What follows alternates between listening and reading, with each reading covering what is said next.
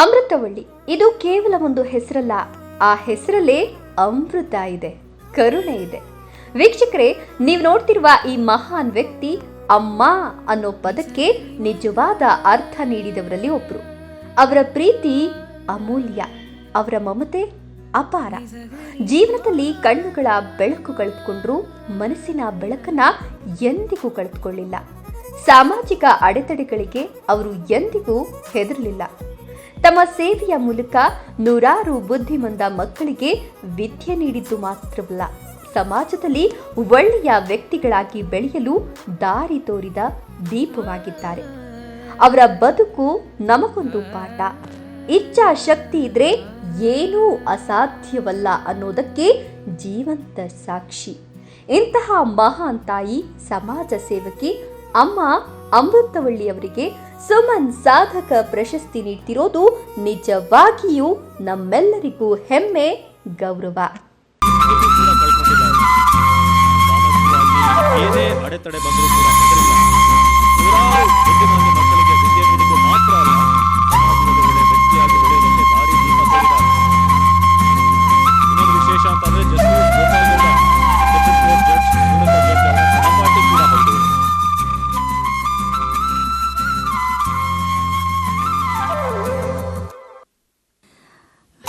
ಎಲ್ಲರಿಗೂ ನಮಸ್ಕಾರ. ಇಲ್ಲಿ ವೇದಿಕೆ ಮೇಲಿರುವ ಎಲ್ಲ ಗಣ್ಯರೇ, ಎದುರಿಗಿರುವ ಅಣ್ಣ ತಮ್ಮಂದಿರೇ, ಅಕ್ಕ ತಂಗಿಯರೇ, ಮೊದಲಿಗೆ ನಾನು ಸುಮನ್ ಟಿ ವಿ ಸಿಬ್ಬಂದಿ ವರ್ಗದವರಿಗೆ ಅಭಿನಂದನೆಗಳನ್ನು ತಿಳಿಸ್ತೀನಿ. ಯಾಕಂದರೆ ಇಷ್ಟು ದೊಡ್ಡ ಒಳ್ಳೆಯ ಅದ್ಭುತವಾದ ಕಾರ್ಯಕ್ರಮ ಮಾಡಿದ್ದಾರೆ. ಮತ್ತು ಹಾಗೆ ನನಗೆ ಈ ಅದ್ಭುತಗಳಲ್ಲಿ ತುಂಬ ಅದ್ಭುತ ಅನಿಸಿದ್ದು ಏನು ಗೊತ್ತಾ, ಈಗ ಪ್ರಪಂಚದಲ್ಲಿ ನೋಡ್ತಾ ಇದ್ದೀರಾ, ಎಲ್ಲ ಕಡೆ ಯುದ್ಧ ನಡೀತಾ ಇದೆ, ಜಗಳಗಳು ನಡೀತಾ ಇದೆ ರಾಜ್ಯದಲ್ಲಿ. ಏನಕ್ಕೆ ಹೇಳಿ? ಧರ್ಮದ ಹೆಸರಿನಲ್ಲಿ, ಭಾಷೆ ಹೆಸರಿನಲ್ಲಿ ಅಲ್ವಾ. ಆದರೆ ಇವರು ಆಂಧ್ರದಲ್ಲಿ ಶುರು ಮಾಡಿ ಕರ್ನಾಟಕಕ್ಕೆ ಬಂದಿದ್ದಾರೆ. ಅಂದರೆ ಇಲ್ಲಿ ಏನು ಅರ್ಥ ಆಯಿತು? ಅವರು ಭಾಷೆಯನ್ನು ಮೀರಿ ಬೆಳೀತಾ ಇದ್ದಾರೆ ಅಲ್ವಾ. ಎಲ್ಲರಿಗೂ ಭಾಷೆಯಲ್ಲಿ ಏನಿದೆ, ಪ್ರೀತಿಯಿಂದ ಎಲ್ಲ ಭಾಷೆಯನ್ನು ಸ್ವೀಕರಿಸಿ ಅನ್ನೋ ಒಂದು ದೊಡ್ಡ ಮೆಸೇಜ್ ಕಳಿಸಿದ್ರೆ ತುಂಬ ಥ್ಯಾಂಕ್ಸ್ ಇದಕ್ಕೆ.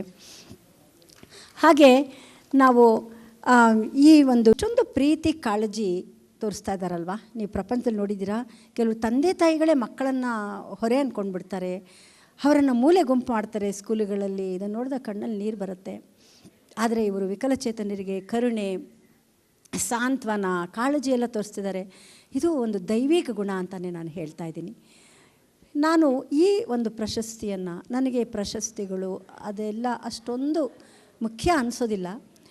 ಯಾಕಂದರೆ ಆ ದೇವ್ರ ಮುಂದೆ ನಾವು ಏನೂ ಇಲ್ಲ ಅಲ್ವಾ, ಒಂದು ಡಸ್ಟ್ ಇದ್ದಂಗೆ ಅಷ್ಟೇ. ಈ ಒಂದು ಪ್ರಶಸ್ತಿಯನ್ನು ನಮ್ರತೆಯಿಂದ ಸ್ವೀಕರಿಸ್ತೀನಿ. ಮತ್ತು ಈ ಸಂದರ್ಭದಲ್ಲಿ ನಮ್ಮ ಗುರುಗಳಾದ ಆಚಾರ್ಯ ವಿನಯ್ ವಿನೇಕರ್ ಅವರಿಗೆ ಅರ್ಪಿಸ್ತಾ ಇದ್ದೀನಿ. ಹಾಗೆ ನಮ್ಮ ತಂಡದವರಿಗೂ ಇದನ್ನು ಅರ್ಪಿಸ್ತೀನಿ. ಯಾಕಂದರೆ ನಮ್ಮ ಗುರುಗಳಿಂದನೇ ಈ ಒಂದು ಕಾರ್ಯ ನಡೀತಿರೋದು. ಅವರು 2006ನೇ ಇಸ್ವಿನಲ್ಲಿ ಆಧಾರ್ ಸಂಸ್ಥೆಯನ್ನು ಸ್ಥಾಪಿಸಿದರು, ಸೇವಕ್ ಸಂಸ್ಥೆಯನ್ನು ಸ್ಥಾಪಿಸಿದ್ದಾರೆ. ಸೇವಕ್ ಅಂದರೆ ಎಲ್ಲರೂ ಒಟ್ಟಾಗಿ ವಿಶ್ವ ಕುಟುಂಬ ಮಾಡಿ ಅನ್ನೋದೇ ಅವರ ಒಂದು ಮುಖ್ಯ ಸಂದೇಶ.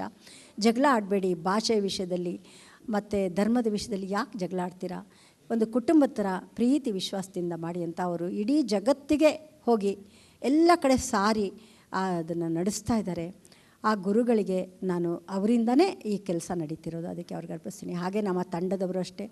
ನನಗೆ ಕಣ್ಣಿಲ್ಲ, ಅಂದರೆ ಕಣ್ಣು ಚೆನ್ನಾಗಿತ್ತು, ಮೊದಲು ವಿಜ್ಞಾನಿಯಾಗಿದ್ದೆ, ಆಮೇಲೆ ಟೀಚರಾಗಿ 20 ವರ್ಷ ಕೆಲಸ ಮಾಡಿದೆ, ಆಮೇಲೆ ಕಣ್ಣಿನ ಪೊರೆ ಬಂತು.